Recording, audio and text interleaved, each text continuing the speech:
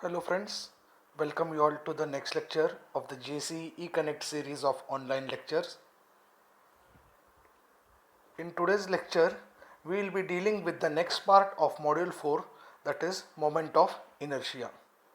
This moment of inertia is a very important concept to be understood, especially by civil, mechanical and electrical engineers, because this concept helps a lot in understanding the stability of any object, machine, a building, a generator, a motor, or anything which you design which has a mass as a engineer. So let's start with the basics of moment of inertia. Firstly, let us come with the definition. The moment of inertia is a measure of the resistance of an object to the changes in its rotational motion. It is also defined as the capacity of a cross section to resist bending.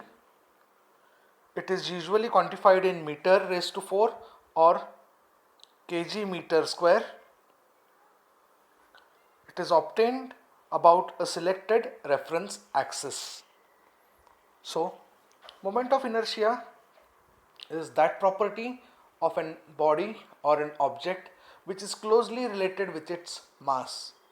So engineering wise, we can take the second definition in an appropriate way, that it is the capacity of a cross section to resist bending. So now, what is the bending action? It is that action which takes place on a body when forces are applied on it.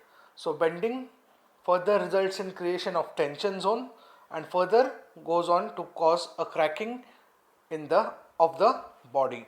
So basically, higher the moment of inertia, better is the resistance against bending offered by an body. For example, if you take a beam element on which a floor is lying, if the beam has higher bending resisting capacity, that means that it is able to take much higher loads. When will the beam be able to take much higher loads? When it has a higher bending capacity, and when it will have a higher bending capacity is when it will have an higher moment of inertia. These all are conceptual things which need application for understanding. So moment of inertia definition varies with physics concepts, with civil engineering concepts. So basics remains the same, that is, it is the movement of a mass or rotational action of a mass, and the capacity of resisting it is nothing but moment of inertia. So inertia is always closely related with mass. Higher the mass, higher will be the moment of inertia. So in SI units, we take the unit as moment m raised to 4, that is meter raised to 4. Okay, so always that unit has to be used. Then moment of inertia of an object or a body is always found about a selected reference axis. As we used reference axis to locate our centroid or CG, similarly here the moment of inertia of an object or a body will be found with respect to a reference axis. The moment of inertia of an area is obtained as the product of summation of elemental areas and the square of perpendicular distance of the CG of the area from reference axis. Now this tells us how we can find the moment of inertia. It is obtained as what? The product of summation of elemental areas. Okay, that is summation of A1, A2, A3 and so on, and the square of perpendicular distance of the CG. So square of perpendicular distance of the CG means y bar, okay, or y1, y2, y3, x1, x2, x3. So what is the basic difference when we are finding moment of inertia as compared to when we are finding CG is, okay, when we find CG we take summation of area into x or summation of area into y, summation ax or summation ay, whereas when we find moment of inertia it is nothing but summation of ax square and summation of a y square. Hence all the problems of moment of inertia will be very much closely related to your CG problems, because the tabular section, half of the table which we will do while solving the examples of moment of inertia will be the same. So if you are perfect with CG concept, moment of inertia is a very easy concept to be understood, or examples can be solved very much easily. So as I said, here we are squaring the perpendicular distance. It is also termed as second moment of area. Okay, second moment of area. So moment of inertia about y-axis, Ixx is equal to a into x square, where a is the total area and x is the centroidal distance of that area from y-axis. Whereas moment of inertia about x-axis is Ixx, which is equal to a into y square, where y is the centroidal distance of that area with respect to x-axis. So again I am repeating, it is just one more square what you are adding to your previous centroid calculations. Okay, so things are quite easy if you understand the formulas of CG, and further moment of inertia will be much easy to solve. So now let's come to the basic derivation. Moment of inertia of a plane figure or a plane area. This is exactly very much similar to your CG basic derivation, and I apologize, in that CG basic derivation I had written x-axis and y-axis, it had interchanged, if anyone has pointed out. Okay, y is y-axis itself and horizontal itself is your x-axis in that derivation also. So let's consider an area A which is divided into a number of small elemental areas A1, A2, A3 up to AN. Let x1, x2, x3 up to xn and y1, y2, y3 up to yn be the distances of the centroidal elements of these elemental areas with respect to y and x axis respectively. Okay, so this is very much similar to what we have studied earlier. Then moment of area about y-axis and x-axis will be given by Iyy is equal to a1 x1 square plus a2 x2 square, so on up to an xn square, and Ixx will be equal to a1 y1 square plus a2 y2 square plus a3 y3 square up to an yn square. Or we can write Ixx is equal to ay square, which is equal to integration of dA, that is what, summation of all the small areas. Integration is nothing but summation.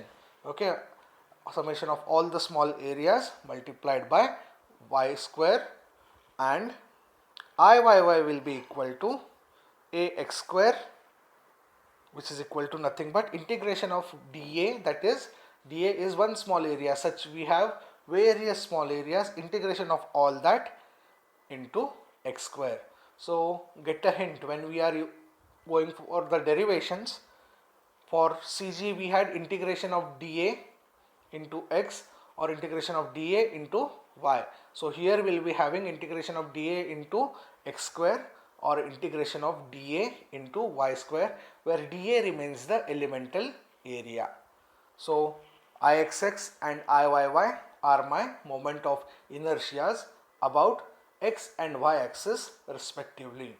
So moment of inertia and its calculation, okay, becomes very important when we go for objects having mass for designing. Now when I am designing a building, the moment of inertia concept becomes very important. When a mechanical engineer is designing a machine or electrical engineer is designing a generator, these concepts become very important with respect to stability. Now here there will be some assumptions made, some concepts will sound hypothetical, so that's what we say concepts in engineering. Okay, so many times many concepts are based on assumptions, so we should be able to understand the basics or the ideas behind those concepts. So this is what is the basic for moment of inertia. Now from your problem solving point of view, Ixx is equal to ay square and Iyy is equal to ax square, or integration of dA into y square or integration of dA into x square is what is important. So the concept of moment of inertia is aided by one more concept, which is radius of gyration. This is very much important. This is being asked in the final exams regularly, and hopefully in the internals also we might put a tricky question on radius of gyration. The basic definition is very simple, okay, and the derivation is very small, but it needs to be understood. So radius of gyration is a distance from the given axis where the whole area of the plane figure is assumed to be concentrated so as not to alter the moment of inertia about the given axis. For example, the moment of inertia about axis 1 1, okay, is I is equal to a into k square, and hence k is equal to square root of I by a, that is kx is equal to square root of ix x by a, and ky is equal to square root of iyy by a, where k is the radius of gyration. Okay, everything goes above the head, right? So now let's come and discuss what does it exactly mean. Okay, so now when you take a mass or an area, it is spread. Okay, it is spread over a length, it is spread over a width. Okay, if you take a three-dimensional objects, it has distances in all the sides. But when we come for analysis, okay, we need that area to be concentrated at a single point, similar to your centroid concept. Okay, now in this case, we need that area to be concentrated at one single point, okay, which is at some distance from the axis, such that whenever we calculate the moment of inertia with that particular distance, the moment of inertia should remain same throughout. Then that particular distance in this case is termed as radius of gyration. Okay, so radius of gyration is purely an hypothetical term or imagination where we imagine that the entire area is concentrated at one point and it is at a distance k from the selected axis, and that k is nothing but your radius of gyration. So when you are analyzing a body or a mass with respect to moment of inertia, at every point you will be having the mass or the area distributed. So we cannot analyze say 1000 points or 10,000 points or a million points.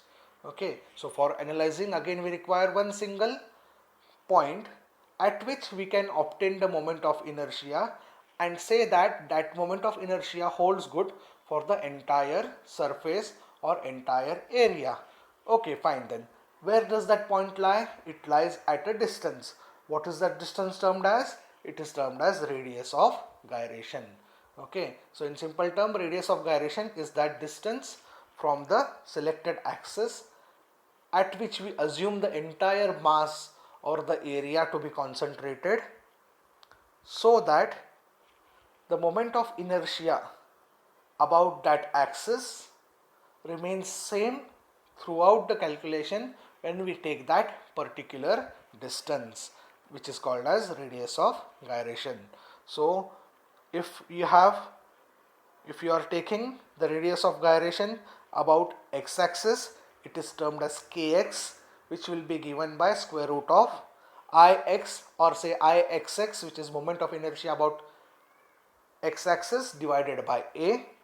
Or when you are finding ky, that is radius of gyration with respect to your y-axis, it is given by square root of iyy, that is the moment of inertia along y-axis, divided by capital A, which is the total area.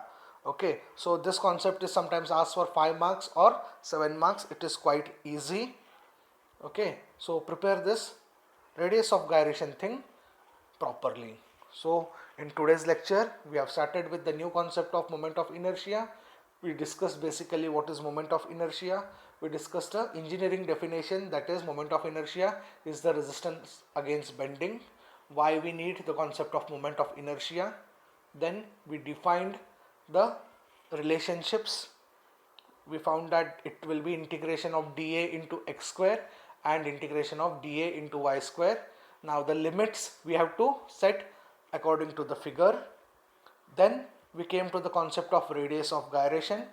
We found radius of gyration along x-axis, that is kx, as square root of moment of inertia in x direction divided by a, and ky is equal to square root of moment of inertia in y direction divided by a, where a is the total area.